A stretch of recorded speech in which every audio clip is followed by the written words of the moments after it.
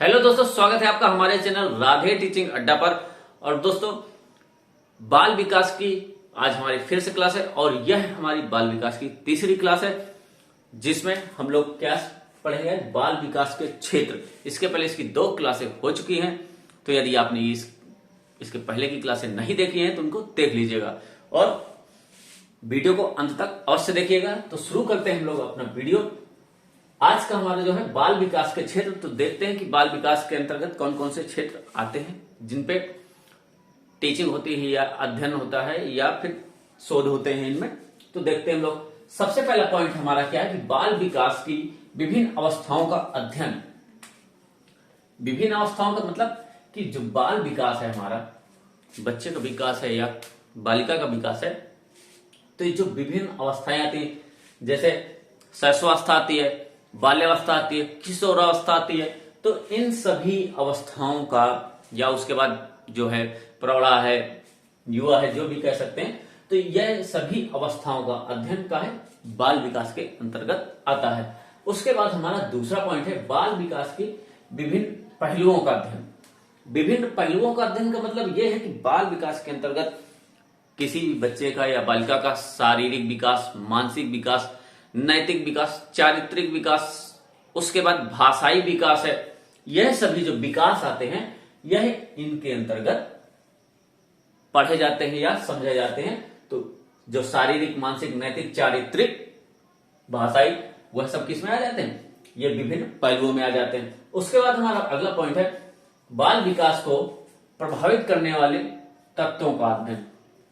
बाल विकास को कौन कौन से तत्व प्रभावित करते हैं, या उसकी वजह से किन किन तत्वों की वजह से, या किन किन जो कारण कह सकते हैं, तत्व या कारण कह सकते हैं कि उनकी वजह से हमारा बाल विकास प्रभावित होता है। तो पहले नंबर पे हम क्या कह सकते हैं कि आनुवांशिकता हो जाती है, जिसको कि मतलब पारिवारिक गुण दोषों से, किसी के परिवार में कुछ पहले से कुछ गुण या दोष रहा हो तो उसके आधार पर मिलते हैं। जैसे कहते हैं ना कि बच्चे को पिता के गुण मिले हुए हैं, या बच्चा माता पे गया हुआ है, या माता की या और किसी पे कह देते हैं कभी कभी कि बाबा के गुणों पे गया हुआ है।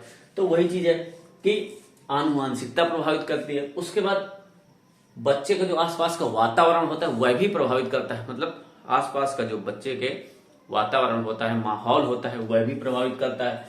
उसके बाद जो है इसमें विद्यालय भी आ जाएगा हमारा, कि विद्यालय क्या प्रभाव डालता है, समाज है हमारा कि समाज क्या प्रभाव डालता है। उसके बाद उसी में नाते रिश्तेदार भी आ जाएंगे कि क्या प्रभाव डालते हैं। भाई अगर बच्चे को अच्छी चीज सिखाएंगे तो बच्चा अच्छा सीखता चला जाएगा, और अगर वहीं पे छोटे बच्चे को है अगर कोई गलत चीज सिखाई जाएगी तो बच्चा छोटा जब होता है ना तो बहुत तेजी से सीखता है, बहुत तेजी से चीजें ऑब्जर्व कर लेता है, तो उन्हीं को रटता रहता है। तो अब उसको क्या पता कि क्या अच्छा सिखाया जा रहा है, क्या गलत सिखाया जा रहा है। तो वही है कि ये चीजें इनमें बच्चे को प्रभावित करती है, उसके विकास में प्रभावित करती हैं, शारीरिक मानसिक विकास में उसको प्रभावित करती हैं। उसके बाद अगला है कि बालकों की रुचियों का अध्ययन। बाल विकास के माध्यम से बालकों की रुचियों का अध्ययन किया जाता है कि बालक की रुचि किस विषय में है, और उसी के आधार पर उसका जो है एजुकेशन की जाती है, उसकी व्यवसायिक शिक्षा की जाती है कि यह इस चीज में जाएगा। और पिछली क्लास में शायद आप लोग अगर देखे होंगे तो बताया भी है कि इन्हीं रुचियों के आधार पे ही हम बच्चे की भविष्यवाणी करते हैं, मतलब बच्चे की भविष्य की हम लोग भविष्यवाणी कर देते हैं कि बच्चा आगे चल के ये बनेगा। तो उन्हीं रुचियों के आधार पर ही हम लोग यह सब कह सकते हैं।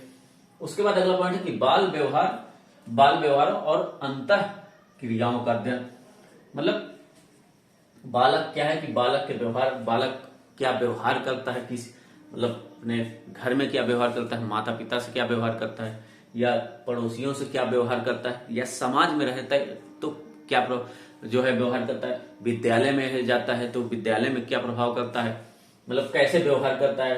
तो उसी बाल व्यवहारों और अंतःक्रिया, मतलब समाज में या घर में या विद्यालय में या अपने रिश्तेदारों से या पड़ोसियों से बालक कैसा व्यवहार करता है, वही व्यवहार और उनके बीच जो क्रिया होती है उसी का इसमें अध्ययन होता है।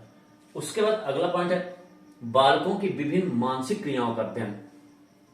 बालकों की विभिन्न मानसिक क्रियाओं का अध्ययन का यहाँ पे तात्पर्य है कि बालक के अधिगम से है, बालक के चिंतन से है, बालक के तर्क से है, बालक की बुद्धि से है। तो इन सभी चीजें का भी इसमें अध्ययन होता है और यह मानसिक क्रियाओं के उसमें समाहित होती हैं। उसके बाद हमारा अगला पॉइंट है बालक की व्यक्तिगत भिन्नताओं का अध्ययन। बालक की व्यक्तिगत भिन्नताओं मतलब व्यक्तिगत भिन्नताएं।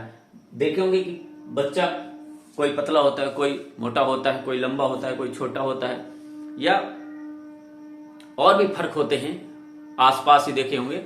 तमाम प्रकार के आपको फर्क मिल जाएंगे, या व्यक्तिगत रूप से देखने कोई ज्यादा बुद्धिमान होगा, कोई कम बुद्धिमान होगा, कोई अंतर्मुखी होगा, कोई बहिर्मुखी होगा। तो यह सब चीजें जो है व्यक्तिगत रूप से भिन्नताओं का है, तो इसका भी अध्ययन बाल विकास के अंतर्गत किया जाता है। उसके बाद क्या है कि बालक अभिभावक संबंधों का अध्ययन, मतलब इसमें क्या आ जाता है कि बालक अपने अभिभावक या अपने माता पिता से कैसा संबंध रखता है, या उनका संबंध आपस में कैसा है, बालक या बालिका का अपने माता पिता से कैसा संबंध है, उन चीजों का भी इसमें अध्ययन किया जाता है कि भाई अगर बच्चे को अच्छा माहौल मिलेगा तो उनके बीच जो पारस्परिक संबंध होंगे अच्छे होंगे, और वहीं पे अगर संबंध अच्छे नहीं होंगे तो फिर कहीं ना कहीं बच्चे उसके शारीरिक मानसिक विकास में, उसको बौद्धिक विकास में फर्क डालेगा, प्रभावित करेगा।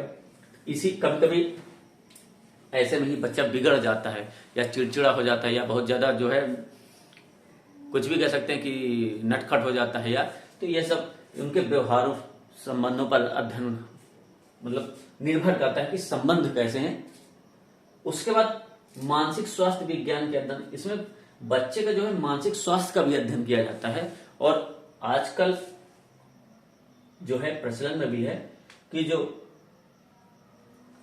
मनोवैज्ञानिक हैं वो बच्चों के जो है मानसिक अवस्थाओं का अध्ययन करते हैं, या आप आसपास देखे होंगे मनोचिकित्सक आजकल पाए जाने लगे हैं, तो व्यक्तियों का अध्ययन करते हैं या कहते हैं मानसिक अवस्था को उनके अध्ययन करते हैं। तो यह भी कहीं ना कहीं बाल विकास या मनोविज्ञान के ही क्षेत्र का है। तो ये हो गए हमारे बाल विकास के क्षेत्र।